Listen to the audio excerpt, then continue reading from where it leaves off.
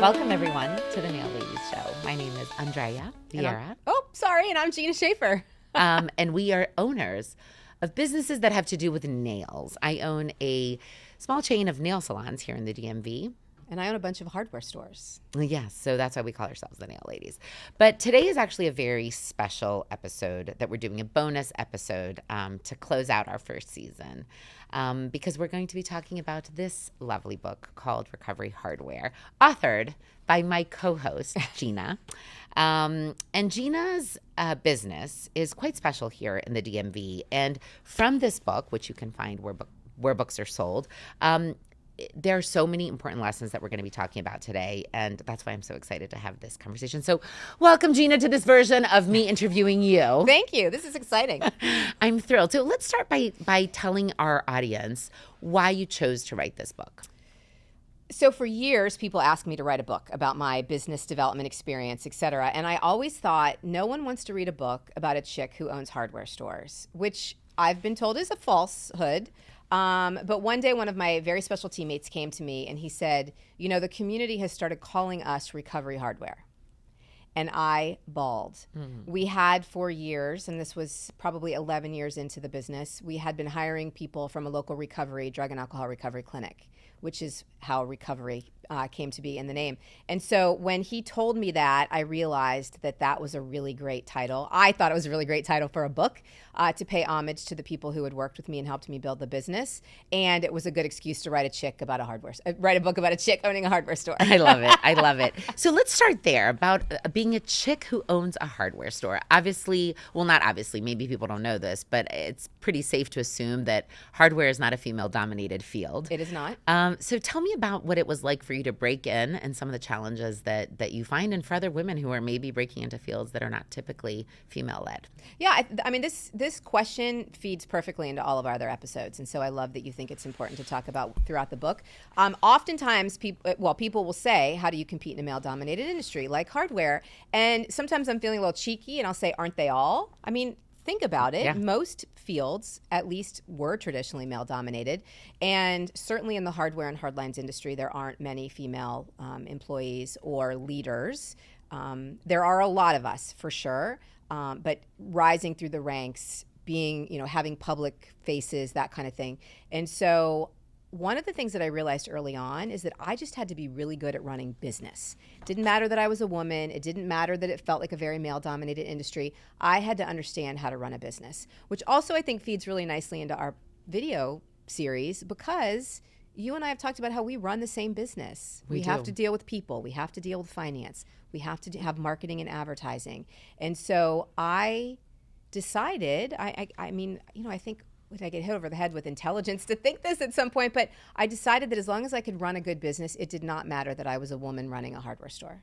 What did you experience, though, as far as resistance? Because I imagine that while you can think those things and I can think those things, I feel like it's a hard environment to break through. So did you encounter challenges specifically because you were sort of the only chick at the table? Yeah, I mean, yes. So some of those memories I think I've tried to suppress. Nice. Certainly going to trade shows. I could walk right by vendors who wouldn't talk to me. And my husband, who works with me, would laugh because he knew that I really controlled the budget. And we would, try to talk to a booth and they would immediately start talking to him. Or if I had male teammates with me. That's probably the most obvious, obnoxious example that I can give. Just walking walking through a convention center hall and feeling invisible because no one assumed that the woman walking in the crowd was the leader of the business. Customers would come in and say, is there a man I could talk to? My very first buyer, who we had hired a couple years into owning the business, was her name's Robbie. And Robbie and I would joke all the time because people would come in and they would say to one or both of us, is there a man I could talk to? Isn't that amazing? And she and I mean, we're pretty vocal, confident women. So you never knew what was going to come out of our mouths at that point. But you can imagine how that would really be upsetting to somebody who didn't have that confidence, or frustrating, or, I wanted to not curse back, right? I think it really. And it's interesting because it's not, this isn't to like hate on the guys, right? Because I think that we were all just raised in a world that was male dominated. Absolutely. So I can even imagine a woman going into a store and asking for the man, you know? And when we hear like, oh, my doctor said this, there's still this assumption, or my surgeon said this, that you're speaking about a man. Right? And so I think all of us have work to do in that, not just the Kens, the Barbies have to do work on that too. Okay, pivoting to some of the really beautiful stories in recovery hardware. Why is it that your business attracted people who were in recovery, and how did you fold them into the culture of your company?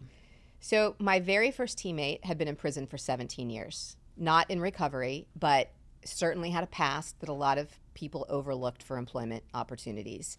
I decided when we opened the very first business, you pull down reports or applications from government agencies, and I didn't know what to use, but I'd gotten an employment application, and at the very top of the employment application was the felony box. Wow. And I remember saying to Mark, my husband, I think this question is rude. Now, there are lots of people who have called me stupid and dumb and naive, crazy, all sorts of names for thinking that and then for subsequent hiring. But I was like, I think this is rude.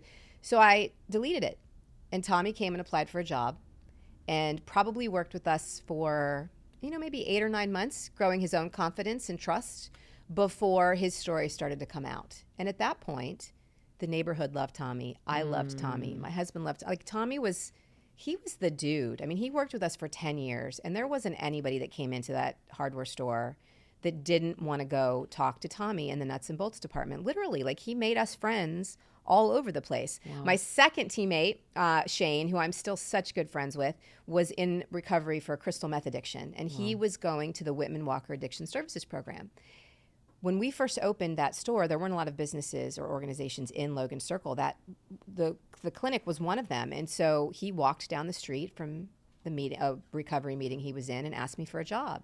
And we joke about the lure because I couldn't afford him, so I said no, I can't hire you. It had nothing to do with the fact that he was 6 weeks into his recovery process. It's been 22 years now, by the way, and so he's an amazing story. But I said, no, but I need help unloading a truck. And will you come unload the truck and I'll pay you in cash? We started coming back every week. Wow. And every week he just helped unload the truck. I paid him in cash. And one day he came back the day after the truck and I said, why are you here today? He said, well, I didn't finish yesterday. Oh.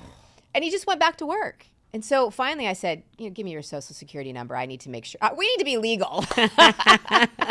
And so I gave him a job. And he invited a friend from the clinic who invited a friend from the clinic. And before I knew it, long answer to your easy question, we joke about having AA meetings in the plumbing department because we had so many people coming in from the clinic that we were hiring. What is it about hiring somebody who is in such a vulnerable position that makes it sort of worthwhile both for the business owner and for the employee? I think a lot of business owners would hesitate and say, well, this is a lot of risk and I can't bring somebody like this, and why would you give somebody like this a chance? Oh, yeah. So tell us why we should actually believe in this second chance. So, we never kept track of how many people we hired in recovery or not in recovery, which I think is the key point in this conversation. People have said to me, like I said, called me crazy names or names like crazy all throughout our history. But people say or would ask, how many people have you fired who were in recovery? Or how many people did you have to call the police on who were in recovery? And I would very gently respond with, are you going to ask me how many people weren't in recovery that I had to call the police on? And I have the best example. And I can't actually remember if this example made it into the book, but we hired a young college graduate whose family owned a business in the Midwest. He looked great on paper. He had a college degree. He was articulate, poised, all of the things. And he stole thousands of dollars from us before we caught him. Wow. Nobody thought I was crazy for giving him a job. Isn't that interesting? No one told me I was stupid for giving him a job. Yes. Isn't that interesting? And he, in fact, worked with me at the exact same time that a drug dealer that I hired also worked with me. This is one of the most, it's so clickbaity, right? It is. Come on, a drug dealer that she wanted to hire. Tell us why, Gina. Hiring a former drug dealer is good practice. Yeah, well, we forget or we don't think of as employers about people's pasts and how some of their job skills from past lives or careers can translate into something really cool going forward. And so, I mean, Skippy, as he goes by in the book, we joked about this throughout history, but he was very good with money. He used to buy drugs with it. Then he started buying hardware with it. People in retail need folks who are good with money and good with inventory, and he was. He was very good at dealing with difficult people. His previous customer base was not always in a good mood. He was like, oh, these people are easy. They're mad that their plumbing is leaking or they've got ants in their kitchen. They're easy to deal with. That's hilarious. And he was good at working odd hours because his previous customers didn't want him to just be open from 9 to 5. And all of that sounds a little silly when you put it in that context. But here's a twist. If I didn't tell you that he was a he, and if I didn't tell you that he had been a drug dealer, I've had people say, oh, it sounds like you hired a stay-at-home mom. Good with difficult people. Good with dealing with budget. Good with working 24 hours a day. Does that not sound like the hardest working woman you've ever met, right? It's so true. My equivalent, though, happened to be a man who had sold drugs. Unbelievable. And I'm sure people responded to you in the case of the moms, but in the case of the former drug dealer, that this was not a good decision, right? Oh. That this was not. So, I mean, let's give people something to grab onto here. Why is it important as a business owner to bet on people who nobody else bets on? Well, there's a couple things. First of all, we've been called a second chance employer for years. And I always sort of take issue with that because there are people that I write about in the book, people that we've hired who never had a first chance. Oof. When I think about folks who I've hired who never had a first chance, I don't want to be known as the person who gave them the second chance. I don't think that's fair. I hired a young man named Eddie. Eddie was the first person in his family ever to have a job. Ever. Wow. His entire family had lived in housing projects, on public assistance. Every strike that you could imagine against a family historically had been against his family. I didn't give him a second chance. I gave him his first chance. And so I think it's important to think about it in that context as employers. I think it's really important to reframe people's skill sets. The expression, she's got baggage. Yeah. This is how I think about it. And it's funny. I actually think of myself in Brazil with a lot of bags that I had to buy. Brazil making it into the show. I always love that. Baggage is another word for luggage. And luggage takes us places. And so I like to think of my teammates picking up their luggage and moving on to the next phase of their life. And if that phase of their life is with me in my... I mean, seriously, I get so excited when I think about that. I was on the store floor one day. One of my teammates came up to me to ask about another gentleman who worked with us. And it hasn't all been men. These stories just happen to be male related. And he asked me if Mike had gotten out of the hospital. And we went on to talk about it. And he said, Mike and I were in prison together, and we stopped using drugs at the same time. And I'm very concerned about his health. And I thought, where else would a CEO here in the middle of the business? I was in prison, somebody else was in prison, and we both were drug addicts. Like, it was such a proud moment for me to know that we had, I mean, seriously, I'm going to get all emotional thinking about it. We had built this culture, the team had helped build this culture where somebody knew they could say something like that to the boss. Wow. That's why I wanted to write this book, so that other business leaders know that things like that can happen. Powerful. What has been some of the most rewarding parts of having written these stories and hearing back from the very people you wrote about? Yeah, so many, Andrea, seriously. One, if I get a chance to speak from a stage, I always tell a story from the book, regardless of the audience, the topic of the speech, whatever. There's a lesson. I think that all of us can tell stories from our past and document 20 morals or lessons that come from every story we tell. Wow. So no matter what I'm talking about from the stage, I figure out a way to bring in one of my teammates. The most rewarding part of that to me, besides being able to tell their stories and to an audience, is the person who comes up after to tell me how long they've been clean or sober, or to tell me how long they've been home from prison, because that person, they got it. They heard that message. And I've had people say, I felt like the only person in the audience you were talking to. I keep tissues in my pocket because I've gotten off stage and that person will consistently make me cry because I am so proud of them for coming up to tell me their story and what they've done and them hearing that message. And so, that's probably been building a business that's 22 years old that still has not just that legacy, but is continuing to pay it forward as we grow and expand, and then having those audience moments. Yeah. Amazing. I originally thought, well, I'm telling stories about my teammates, and I asked them all for permission. I'm not, they're not my stories to tell. But I realized throughout documenting it that what I really want to do is help give the framework for people to start a business and build a business. We've grown, we've expanded, we've opened multiple locations, we've contracted. But I also wanted them to, in that framework, think about how they could build their employee base differently, how they might hire differently, how they might onboard differently. And so I don't know if it's as subliminal as I think it is in my brain, but it's really about building a business, and then layered on top of it, the amazing stories that can come out of building a business when you have a really strong culture, and the steps that you need to build that culture. Because you and I could talk for 3 hours and just make it sound like, oh, everything was easy. It's never easy, but running a nail salon is not easy. Running a hardware store is not easy. So we documented our core values. We figured out how to infuse them into our policies and procedures and our bonus programs and our hiring. And, if you're going to come into my office because you're getting counseled on something, it's going to relate back to the core values. Right.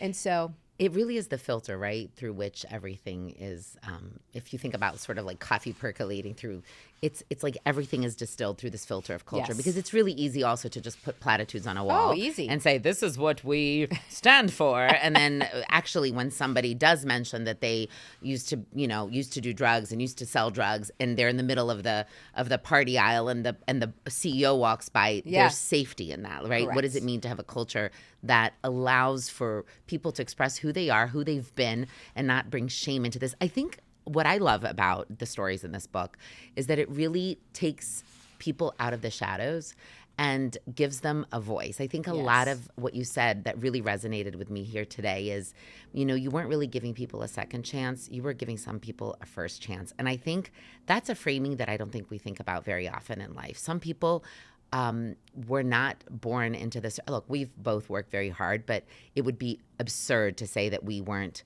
fortunate in how we were raised. We had access to education. We had, running water, food, internet when it became available. Like things that are not really a given for every single person in the world, right? We have, stable families and all these things that really helped us become who we were, and we contribute a lot of our ability to work hard to that foundation.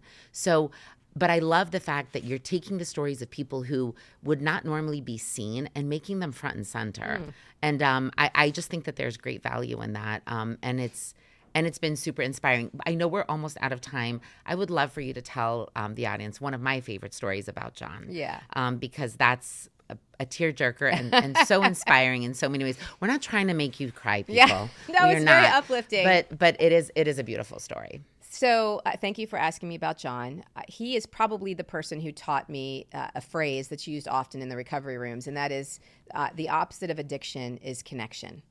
And so I think that our stores and other businesses who do this, and there are lots of us across the country, have realized that the more we connect, the safer people are, the more they'll say things like my teammate did in the party aisle. John came to work for us. He had worked for a big corporation, and he had some unfortunate circumstances in his life, had a partner that passed away from AIDS, felt like his life was going to be over, and succumbed to a crystal meth addiction. He was walking by my store one day. We were moving, and he was walking by the new space, and he said, I feel like the universe spoke to me. And I walked in, and I asked if you were hiring, and someone said yes, and he started working with us.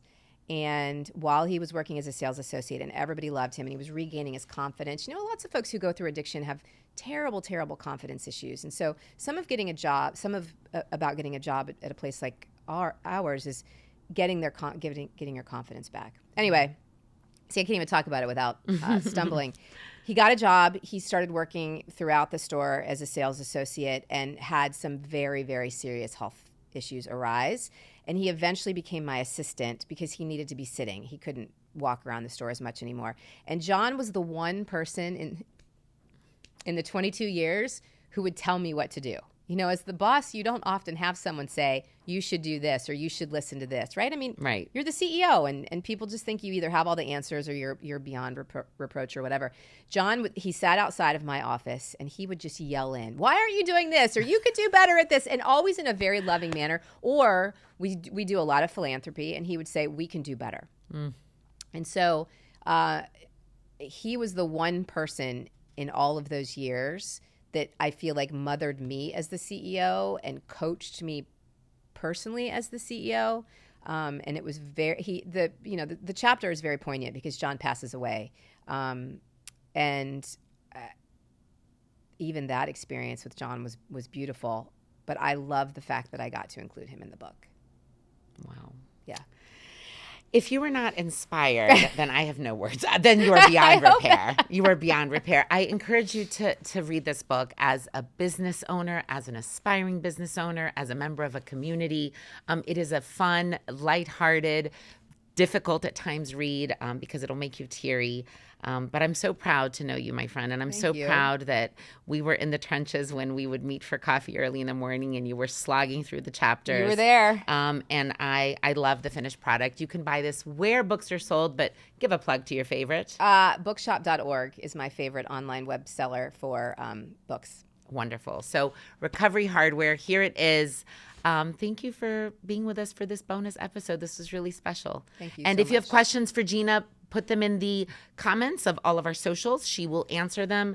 If you ever want her to come and speak to your company, to your business or to you about this experience of building a really strong culture around the unlikely employee base that she has, she would love to speak to you, and it will be worth your time. Thank you.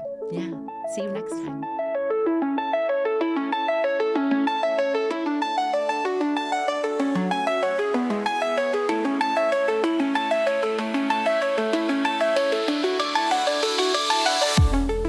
The Nail Ladies show is recorded in Washington, D.C. at Switch and Board Studios. Andrea Vieira and Gina Schaefer are your co-hosts. Meg Farage is executive producer. Selchek Karolin is editor and sound engineer. Hannah Logan is director of brand marketing. And Georgia Grant Manning is production coordinator.